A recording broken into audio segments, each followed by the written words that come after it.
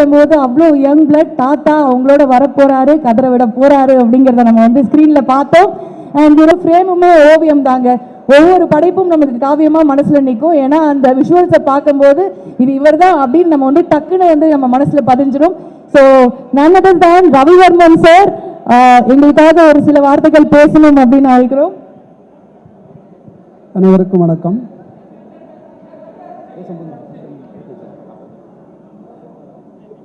வணக்கம். 21 வருஷத்துக்கு முன்னாடி பிரம்மாண்ட இயக்குனர் சங்கர் சார் அவர்கள் வந்து எனக்கு சினிமாவில் நடிக்கிறதுக்கு ஒரு வாய்ப்பு கொடுத்தாரு. ஃபர்ஸ்ட் ஆஃப் ஆல் அந்த வாய்ப்பு கொடுத்ததுக்கு ரொம்ப ரொம்ப தேங்க்ஸ் சங்கர் சார். 21 வருஷத்துக்கு அப்புறம் கமல்ஹாசன் அவர்கள் நடித்த படத்தில் எனக்கு நடிக்கிறதுக்கு ஒரு வாய்ப்பு கொடுத்துருக்காரு. ஸோ அந்த 2வது வாய்ப்புக்கு இன்னும் கூடுதலாக ஒரு நான் நன்றி சொல்லிக்கிறேன் sir. Thank you so much for everything Shankar sir. இந்த 21 இயர்ஸ் நீங்கள் போட்ட விதை தான். So thank you so much for believing in me. முக்கியமாக ஒரு புதுமுகமாக நீங்கள் என் மேலே செலுத்தின நம்பிக்கையை விட ஒரு நடிகனாக நீங்கள் இந்த படத்தில் எனக்கு கொடுத்துருக்குற இந்த பொறுப்பு நான் அவ்வளோ ஈஸியாக வீண் போக விட மாட்டேன். என்னால் முடிஞ்ச அளவுக்கு நான் என்னோட உழைப்பையும் என்னோட காதலையும் இந்த படத்தில் சேர்த்துருக்கேன்.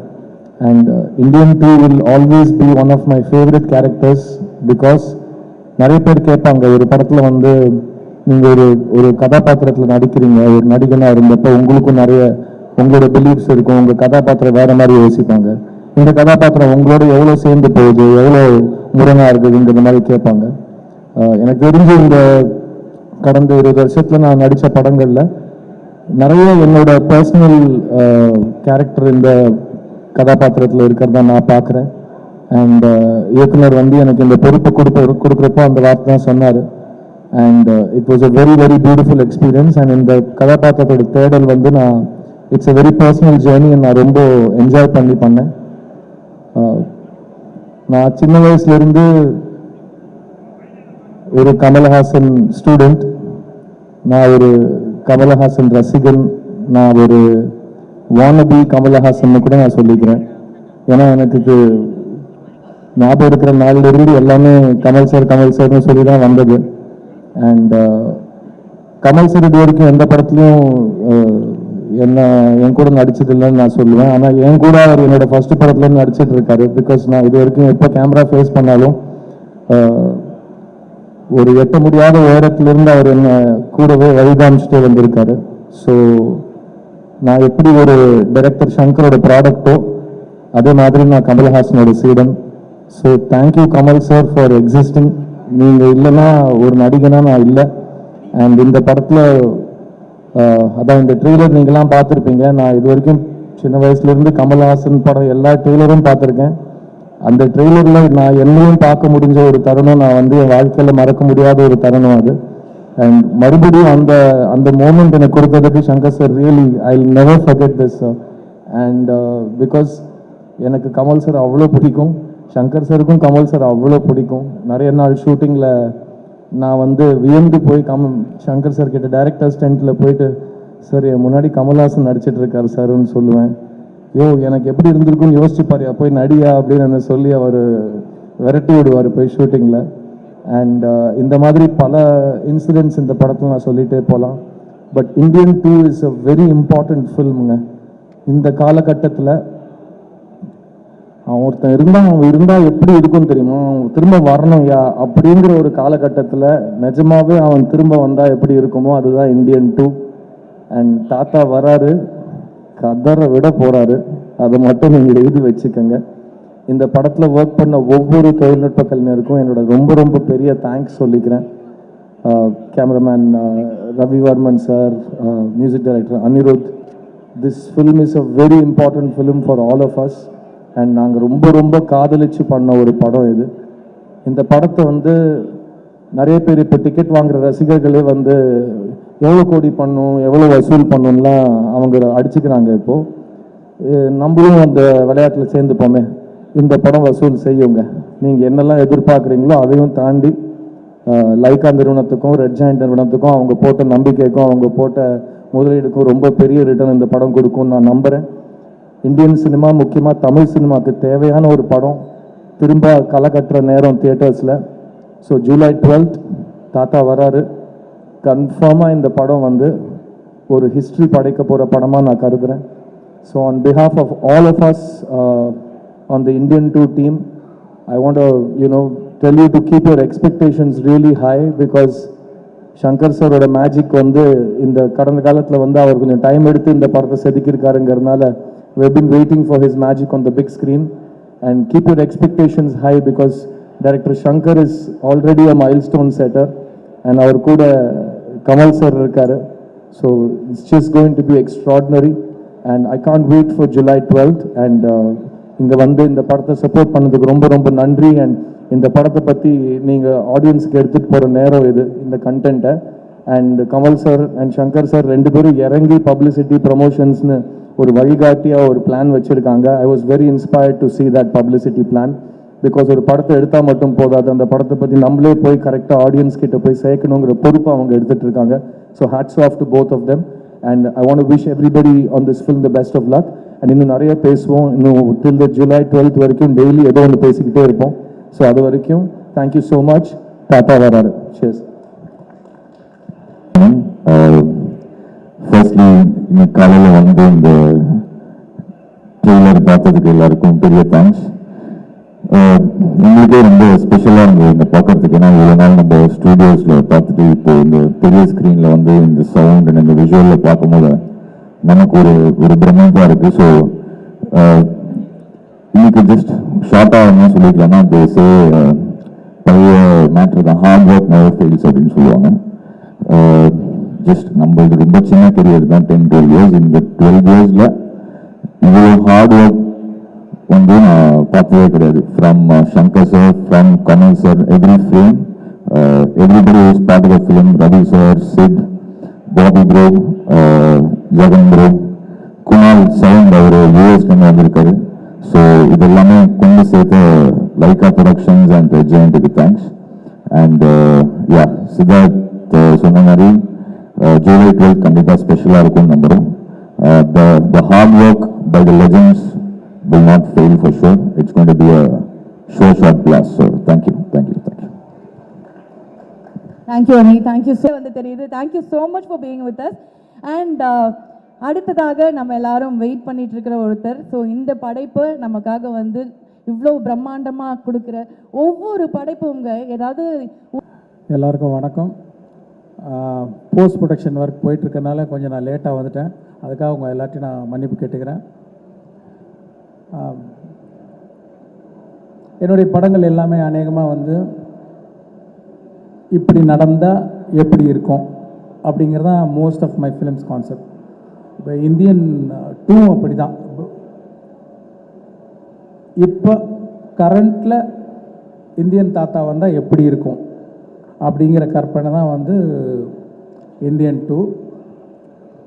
இந்தியன் 1 வந்து தமிழ்நாட்டுக்குள்ளே நடக்கிற மாதிரி கதை இருந்தது. ஆனால் இந்தியன் 2 வந்து கொஞ்சம் தமிழ்நாடு தாண்டி மற்ற மாநிலங்களுக்கும் கதை விரியுது. ஸோ அதை நீங்கள் ட்ரைலர்லேயே பார்த்துருப்பீங்க. இந்த படத்தை பொறுத்த வரைக்கும் நிறைய கதாபாத்திரங்கள் இருக்குது இந்த படத்தில். மெயினாக அவர் இந்தியன் தாத்தா, அது இல்லாமல் நிறைய குடும்பங்கள் இந்த கதையில் வந்து போகும். இந்தியாவில் உள்ள அத்தனை குடும்பங்களும் ஒரு என்கேஜிங்காக பார்க்கக்கூடிய ஒரு படம் முடியும் போது ஒவ்வொருத்தரையும் இந்த படம் கொஞ்சம் யோசிக்க வைக்கும் நான் நம்புகிறேன். இந்த படத்தை வந்து இவ்வளோ சிறப்பாக வர்றதுக்கு காரணம் வந்து முதல் காரணம் கமல் சார் தான். ஏன்னா பல தடவை சொன்ன மாதிரி வந்து பார்ட் 1ல் கூட நாங்கள் 40 நாள் தான் வந்து அவருக்கு அந்த மேக்கப் போட்டோம், அந்த ப்ராஸ்தட்டிக்ஸ் மேக்கப்பு. இந்த படத்தில் வந்து 70 நாள் போட்டிருக்காங்க. அது சாதாரண விஷயம் இல்லை. டெய்லி பொறுமையாக வந்து 3 hours உட்காந்து மேக்கப் போடணும். அந்த மேக்கப்பில் சரியாக சாப்பிட முடியாது, ஸ்ட்ரா வச்சு தான், லிக்விடாக தான் சாப்பிட முடியும். ஷூட்டிங் முடிஞ்சும் நம்மெல்லாம் போயிடுவோம். ஆனால் காலையில் ஃபஸ்ட்டு எல்லோரும் வரத்துக்கு முன்னாடி கமல் சார் தான் வருவாங்க. ஷூட்டிங் முடிஞ்சு நம்ம எல்லோரும் போயிடுவோம். கடைசியாக அவர் தான் போவார். ஏன்னா ஷூட்டிங் முடிஞ்சாலும் அதை கலைக்கிறதுக்கு வந்து 1 மணி நேரம் ஆகும். ஃபஸ்ட்டு பார்ட் 1 ஷூட் பண்ணும்போது நாள் வந்து கமல் சார் அந்த மேக்கப்பில் வந்து நிற்கும்போது ஒரு பயங்கர ஒரு சிலிர்ப்பு ஒன்று உண்டாச்சு. இப்போ அதே சிலிர்ப்பு 28 வருஷம் கழித்து அவர் ஃபஸ்ட்டு மேக்கப் டெஸ்ட்டுக்காக போட்டுட்டு வந்தப்போ எனக்கு பயங்கரமாக அதே ஃபீலிங் வந்தது. இன்னொன்று ஒவ்வொரு நாள் ஷூட்டிங் நடக்கும்போதும் வந்து கமல் சாருன்னே தோணாது. ஒரு இந்தியன் தாத்தா நம்ம பக்கத்துலேயே உலவிக்கிட்டு இருக்கிறாரு, இங்கே பக்கத்தில் இருக்கார் அப்படிங்கிற ஒரு ஃபீலிங் தான் வந்துட்டுருக்கோம். கமல் சார்ன்றதே வராது, அதை நான் ஃபீல் பண்ணேன். அதுவும் இல்லாமல் அவருடைய உழைப்பையும் அவருடைய டெடிக்கேஷனும் சொல்லிக்கிட்டே போகலாம். பார்ட் 1 பண்ணும்போது பார்த்தீங்கன்னா அப்போ ப்ராஸ்தட்டிக்ஸ் வந்து அவ்வளோ அட்வான்ஸ்டு ஸ்டேஜில் கிடையாது, அதனால் ரொம்ப திக்காக இருக்கும். முதல்ல பார்க்கும்போது கமல் சார் மாதிரி தெரியலையே அப்படிங்கிற மாதிரி ஒரு ஃபீலிங்லாம் இருந்தது. ஆனால் இந்த வாட்டி I want to see the actor மோர் அப்படின்னு சொல்லி அந்த லெகசி கம்பெனியில் சொல்லி இப்போ இன்னும் அட்வான்ஸ் ஆனதுனால அந்த மேக்கப் இன்னும் கொஞ்சம் தின் ஆனதுனால நீங்கள் இன்னும் கமல் சாரை நிறைய பார்க்கலாம். பார்ட் 1 அந்த கமல் சார் அந்த ஆக்டரை நீங்கள் வந்து கிளியராக பார்க்க முடியும். அது ஒரு பெரிய டிஃப்ரென்ஸ் நீங்கள் இந்த படத்தில் பார்ப்பீங்க. இது மாதிரி பல காட்சிகளில் ரொம்ப சிரமப்பட்டு நடிச்சிருக்காங்க. நான் ஏற்கனவே ஆடியோ ஃபங்க்ஷனில் சொன்ன மாதிரி ஒரு சீன் 4 நாள் ரோப்லேயே தொங்கி நடித்தாங்க. அதாவது ஒரு சீனில் வந்து ஒரு ஷாட் ரோப்பில் இருக்கும், 2 ஷாட் ரோப்பில் இருக்கும். ஆனால் காலையில் வந்து ஈவினிங் பேக்கப் ஆகிற வரைக்கும் ரோப்லேயே தான் தொங்கணும். அந்த மாதிரி 4 நாள் ரோப்பில் தொங்கி நடித்தாங்க. ப்ராஸ்தட்டிக்ஸ், மேக்கப்பு, வேறு ஒரு மொழி பஞ்சாபியில் பேசணும், நடிக்கணும். அப்புறம் என்னென்னா அது 48 ஃப்ரேம்ஸ், ஐ மீன் ஸ்லோ மோஷனில் எடுக்கிறோம். அதனால் அது என்ன பண்ணோன்னா முதல்ல டயலாகை பேசி நாங்கள் அதை ரெக்கார்ட் பண்ணோம். 12 ஃப்ரேம்ஸில் ரெக்கார்ட் பண்ணோம். ரெக்கார்ட் பண்ணோன்னு அது ஃபாஸ்ட்டாக ப்ளே ஆகும். உங்களுக்கு தெரியல, சிக்கி சிக்கி சிக்கின்னு ஒரு மாதிரி ஃபாஸ்ட்டாக வரும் சவுண்டு. இப்போ அந்த சவுண்டை ப்ளே பண்ணி அந்த ரோப்பில் தொங்கி அந்த ப்ராஸ்தட்டிக்ஸ் மேக்கப்போட பஞ்சாபி பேசி அதுக்கு சிங்க் பண்ணி நடிக்கணும். அவ்வளோ வேகமாக போகிற அந்த சவுண்டுக்கு வந்து கேட்ச் பண்ணி நடிக்கிறதுன்ற யாராலையும் முடியாது எனக்கு தெரிஞ்சு. வந்து அவ்வளோ சிறப்பாக பண்ணியிருக்காங்க. பத்தாவதுக்கு கையில் வர ஆக்டிவிட்டி, கை ஏதோ வரைஞ்சிக்கிட்டே இருக்கும். அந்த மாதிரி ஒரு சேலஞ்சிங், என்ன சேலஞ்சிங்காக கொடுத்தாலும் பண்ணுறாரு அவர். இதை விட கடினமாக என்ன பண்ண முடியும் அதுக்குன்னு ஃபோர்ஸ் பண்ணுறதில்ல. அந்த காட்சி அமைப்பு அப்படி இருக்கும்போது அவ்வளோ பெஸ்ட்டாக பண்ணி கொடுத்துருக்காங்க. இன்னொன்று அவர் வர ஒவ்வொரு காட்சியுமே நான் வந்து ஒரு மோர் தென் டைரக்டர் ஒரு ஆடியன்ஸாக பார்க்கும்போது ஒரு பிரமிப்பு இருக்குது. அப்படியே பார்த்துக்கிட்டே இருக்கிற ஒரு பிரமிப்பு. இன்னும் கொஞ்சம் நேரம் அவர் பார்க்கணும், மறுபடியும் எப்போ வருவார் அப்படிங்கிற ஒரு ஃபீலிங் இருந்துக்கிட்டே இருக்குது. அவ்வளோ சிறப்பாக நடிச்சிருக்காங்க. இன்னும் சொல்லிக்கிட்டே போகலாம். அது மாதிரி இந்த படத்தை ரொம்ப சிறப்பாக்கி கொடுத்த கமல் சாருக்கு வந்து என்னோடய நன்றியை தெரிவிச்சுக்கிறேன். அப்புறம் அனிருத் வந்து பாட்டெல்லாம் கேட்டிருப்பீங்க. நான் என்ன எதிர்பார்த்தனோ அதோட சிறப்பாகவே போட்டு கொடுத்துருக்கிறார் அனிருத். அந்த சாங்ஸ் எல்லாம் வந்து அவருக்கு என்னுடைய நன்றி. நான் ஏற்கனவே சொன்ன மாதிரி ஒரு டியூன் வந்து ஒரு ஓகே சார் எவ்வளோ % சார் அப்படிம்பாரு, ஒரு 80% ஓகே அப்படின்னா அதெல்லாம் ஒத்துக்கவே மாட்டேன். 100% நீங்கள் திருப்தி ஆகிற வரைக்கும் நான் டியூன் போட்டுக்கிட்டே இருப்பேன் அப்படின்னு சொல்லி ஒவ்வொரு பாட்டையும் அப்படி போட்டு கொடுத்துருக்காரு. தேங்க்யூ அனி. அப்புறம் இந்த இவ்வளோ பெரிய கனவை, இவ்வளோ பெரிய இமேஜினேஷனை வந்து என்ன தான் இமேஜின் பண்ணிகிட்டு இருந்தாலும் அது இமேஜின் பண்ணிகிட்டே தான் இருக்கணும். அதை வந்து செயல் வடிவாக்கணுன்னா அதுக்கு சுபாஸ்கரன் மாதிரி ஒரு ப்ரொடியூசர் இருந்தால் தான் சரியாக வரும். அவருடைய சப்போர்ட்னால தான் வந்து நான் என்னெல்லாம் நினச்சனோ அதை வந்து படமாக்கி பார்க்க முடியுது. ஸோ அவருக்கு என்னோடய நன்றி தெரிவிச்சுக்கிறேன். இந்த படம் கம்ப்ளீட் ஆகிறதுக்கு உதவியாக இருந்த தமிழ் குமரன், செல்வமூர்த்தி அவர்கள், அவங்களுக்கு என்னோடய நன்றி. ரவிவர்மன் வந்து அதான் சொல்லுவேன், நீங்கள் வந்து தாத்தா மட்டும்தான் வர்மம் போடுவாரா, நீங்களும் போடுங்க. என்ன வர்மம் பாரு, ஒளி வர்மம், அது ஒளினாலே ஒரு வர்மம் போடுங்க அப்படின்னு சொல்லுவேன். உடனே புரிஞ்சுக்கிட்டு ஏதோ ஒரு மேஜிக் ஒன்று பண்ணுறாரு. பண்ணி முடிச்சுட்டு வந்து நிற்பார், என்ன சார் அந்த ஒளிவர்மம் வந்துடுச்சா? இல்லைங்க இது ஒளிவர்மம் இல்லை, இது ரவிவர்மம் அப்படின்னு நான் சொல்லுவேன். அவ்வளோ சிறப்பாக வந்து ஒளிப்பதிவு செஞ்சுருக்காரு. அப்புறம் நடிகர்கள் வந்து சித்தார்த், பாபி சிம்மா, ஜெகன், அப்புறம் ரிஷி, அப்புறம் வினோத் சாகர், இன்னும் நிறைய பேர், சமுத்திரகனி, எஸ்ஜே சூர்யா, பிரியா பவானி சங்கர், மனோபாலா, வேறு நிறைய பேர். சில பேரை விட்டுட்டேன்னா கூட மன்னிச்சுங்க. ரகுல் பிரீத் சிங், விவேக் சார் மெயினாக வந்து எவ்வளோ சந்தோஷமாக இருக்குது அவரை பார்க்குறதுக்கு. வந்து எவ்வளோ வருஷம் ஆச்சு அவரை பார்த்து. ஆனால் இந்த படத்தில் பாருங்கள் ரொம்ப வித்தியாசமான ஒரு கதாபாத்திரம். அது வழக்கமாக சொல்கிறேன் வித்தியாசமானன்ட்டு. உண்மையிலே ஒரு வித்தியாசமான கதாபாத்திரம். அவரோட டைமிங், அவரோட ரியாக்ஷன் எல்லாமே வேறு மாதிரி பண்ணியிருக்காரு. அவர் வரும்போதெல்லாம் அவ்வளோ சந்தோஷமாக இருக்குது பார்க்குறதுக்கு. அந்த சந்தோஷம் கண்டிப்பாக வந்து அவருடைய ரசிகர்களுக்கு மட்டும் இல்லை, எல்லா ஆடியன்ஸுக்குமே வந்து ஒரு சந்தோஷமாக இருக்கும்.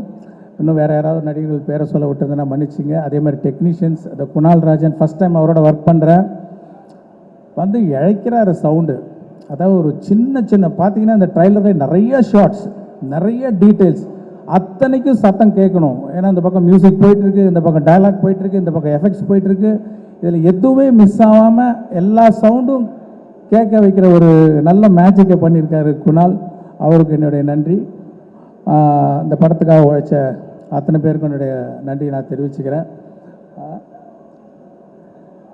அதே மாதிரி பார்ட் 1 நீங்கள் வந்து சப்போர்ட் பண்ணி அதை வந்து ஒரு பெரிய வெற்றியாக்குனீங்க.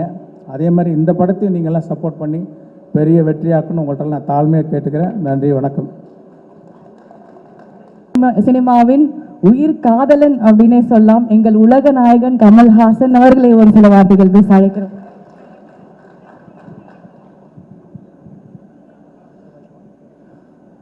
உயிரே உறவே தமிழே வணக்கம். அதாவது உலக சினிமாவில் ஒரு சினிமாவை செய்துவிட்டு அதன் இரண்டாம் முறையாக அதை செய்யும்போது அதே டைரக்டர் அதை இயக்குவது என்பது 2 பேர் எனக்கு தெரிஞ்சு நடந்திருக்கு. ஒருத்தர் செசில் பி டிமில், இன்னொருத்தர் ஹிச்காக். இவ்வளோதான் தெரியும். ஏன்னா ஹிச்காக்குடைய 39 ஸ்டெப்ஸை அவர் கருப்பு வெள்ளையை எடுத்தார். அதுக்கப்புறம் அதையே அவர் கலரில் எடுத்தார்.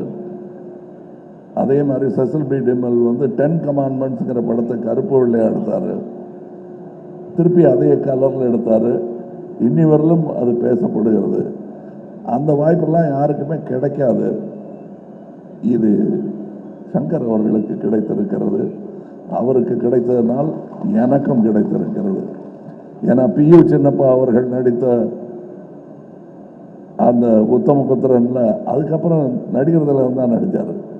அவங்க இல்லை, நான் இருந்து இந்த 2ஆம் பாகத்தை பார்ப்பது, அதுவும் இந்த 2ஆம் பாகம் என்னும் ஒரு ஃபேஷன் வருவதற்கு முன்னாடி எடுத்துகிட்டு வந்தாங்க முதல் பாகத்தை. வேணா ஒரு தற்பெருமை ஒன்று நான் சொல்லிக்கலாம். இதே சாலையில் ஒரு டப்பிங் தேட்டர் நடந்துட்டு இருந்த போது இந்தியன் படத்தோட டப்பிங் போது நான் சொன்னேன், சார் 2வது பாகம் எடுத்துடலாம் அப்படின்னு நான் சொன்னேன். அப்போ அந்த படப்படப்பே எங்களுக்கு அடங்கலை. இது எப்படியாவது ரிலீஸ் பண்ணணுன்னு. அப்போ நல்லா தான் இருக்குது சார், இப்போ அதை பற்றி பேசாதீங்க சார் லெவலில் அவருடைய மனம் இருந்தது. ஆனால் முக்கியமாக இந்த 2ஆம் பாகம் எடுப்பதற்கு கருவை எங்களுக்கு இன்றும் கொடுத்து கொண்டிருக்கும் அரசியலுக்கு நன்றி. ஏன்னா இந்த கரப்ஷன் இன்னும் அதிகமானதுனால தான் இந்தியன் தாத்தாவுடைய 2ஆம் வருகைக்கு ஒரு பெரிய அர்த்தமே இருக்கிறது உங்கள் மத்தியில். அந்த அவர்களுக்கும் இது நல்லவங்க கெட்டவங்க எல்லாருக்கும் நன்றி சொல்கிற ஒரு விஷயம். இன்னும் சொல்ல போனால் இருக்கிறவங்க இல்லாதவங்களுக்கு கூட நன்றி சொல்லணும். இந்த மேடையில் நான் ரொம்ப சந்தோஷமாக ஒரு தலைமுறையுடன் நடித்து கொண்டிருக்கிறேன். நான் மதிக்கும் நல்ல நடிகர்கள், என் நண்பர்கள் இப்பொழுது எங்களுடன் இல்லை. அவங்களாம் இந்த வெற்றி விழாவில் பங்கெடுத்திருக்க வேண்டியவர்கள். மனோபாலா, நடுமுடி வேணும், விவேக் போன்றவர்கள். இந்த பக்கத்து ரோட்டில் இப்போ தான் முந்தானத்தை தான் எடுத்த மாதிரி இருக்குது விவேக்கோட சீன்ஸு.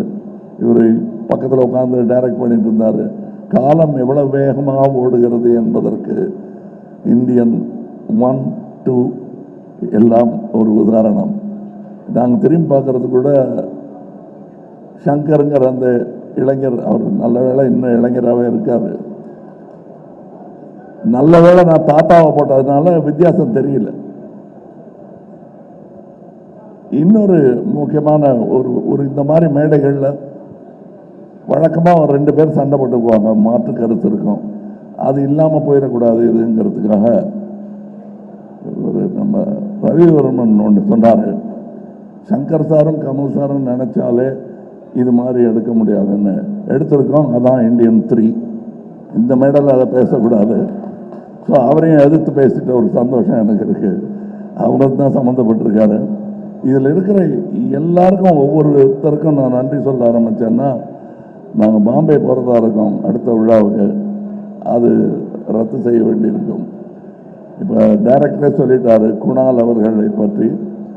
குணால் அவர்களை நான் சந்திச்சே 10 வருஷம் ஆச்சுன்னு சொன்னால் மேலேயே ஆயிடுச்சு. எனக்கே ஆச்சரியமாக இருக்கு. விஸ்வரூபத்தும் போது நான் அவரை சந்தித்தேன், அதில் வேலை செஞ்சார். ஸோ அது மட்டும் இல்லை, இந்த படம் 5 வருடம் 6 வருடம் எடுத்ததுக்கு காரணம் நாங்கள் தொழில்நுட்பமோ இதுவோ தொழில்நுட்ப கலைஞர்களோ நட்சத்திரங்களோ காரணம் அல்ல. இயற்கை, கோவிட்லேருந்து விபத்துக்கள்லேருந்து பல விஷயங்கள் எங்களுக்கு இடையூறாக வந்தும் அதிலிருந்தெல்லாம் எங்களை மீட்டு தோளில் சுமந்து வந்த லைக்கா நிறுவனத்திற்கும் ரெட் ஜெயண்ட் நிறுவனத்திற்கும் என்றென்றும் இந்தியன் 2ம் 3யும் கடமைப்பட்டது. அதன் வெற்றியை அனுபவிக்க வேண்டும், முதல் ஆட்கள் அவர்களாக இருக்க வேண்டும் என்பதுதான் சங்கர் அவர்களுக்கும் எனக்கும் ஆசையாக இருக்கிறது. காரணம், அதை எடுத்து அதை ஒரு ரசிகனாக ஏற்றெடுத்த உதயநிதி அவர்களுக்கும் நான் நன்றி சொல்றேன். ஏன்னா அவர் இதில் சம்பந்தப்பட்டதுக்கு காரணமே அவர் இந்த படத்தையும் இதன் நடிகனையும் டைரக்டரையும் பெரிதாக ரசிக்கிறார் என்பதுதான் உண்மை. மற்றபடி இப்போ இங்கே பேசும்போது சித்தார்த் சொல்லிட்டாரு, அவர் தனியாக பேசும்போதே மேடையில் மைக்கு கொடுத்து பேசுகிற மாதிரி தான் என்கிட்ட பேசுவார். அது சொன்னால் நம்ப மாட்டீங்க. இந்தியன் 3 வரட்டும், அப்புறம் வேணால் கொஞ்சம் நம்பிக்கை வரும் உங்களுக்கு. நானே ஒரு கண்ணை சுருக்கி தான் பார்ப்பேன், நிஜமாகவே என் மேலே இவ்வளோ பிரியம் இருக்குமான்னு. அந்த அளவுக்கு பிரியம் காட்டக்கூடியவர்கள் இங்கே இருக்கும் என் சகோதரர்களும் அப்படித்தான். இதில் இந்த 100%ன்னு சொன்னார் இல்லையா டைரக்டர், அது எப்படி 100% கொடுக்க முடியுங்கிறத கற்றுக்க வேண்டிய ஒரு ஆள் அனிருத்துன்னு நினைக்கிறேன். ஏன்னா என்னால் ஒரு அளவுக்கு மேலே கேட்டாங்கன்னா, சார் என்னால் முடிஞ்சது பண்ணியிருக்கேன் அப்படின்னு சொல்ல தோணும். அப்படி சொல்லாமல் இருக்கிறது எப்படிங்கிறது கற்றுக்கணும். ஏன்னா நான் எங்கே இருந்தாலும் நல்ல விஷயத்தை கற்றுக்குவேன் வெக்கப்படாமல். அதனால் தனியாக வந்து கேட்டு தெரிஞ்சுக்கிறேன். இங்கே இருக்கும் என்னுடைய நண்பர்கள் எல்லோருமே இந்த படத்தில் சம்பளம் வாங்கிட்டு நடித்த மாதிரியே எனக்கு தோணலை, சந்தோஷமாக நடித்தாங்க. அதுக்கு வாய்ப்பது மிகவும் கடினம். இதை இன்னும் 20 வருஷம் கழித்து சொல்லிக்கலாம், 25 வருஷம் கழித்து சொல்லிக்கலாம். நான் இன்றைய சொல்லிக் கொள்கிறேன். இந்த யாராவது நான் சொல்ல விட்டுருந்தேன்னா, இந்த படம் பல சாதனைகளை படைக்கும் என்று நம்பிக்கொண்டிருப்பதனால் அடுத்த விழாவில் விட்டதை பிடிச்சிருக்கலாம்னு நினைக்கிறேன் நான். மற்றபடி உங்களுக்கு நான் இதுவரை அமைதி காத்ததற்காகவும் இனி கொடுக்க போகும் உங்கள் பாராட்டு விமர்சனம் அனைத்திற்குமே நன்றி சொல்லி விடைபெறுகிறேன். ஜெய் ஹிந்த்.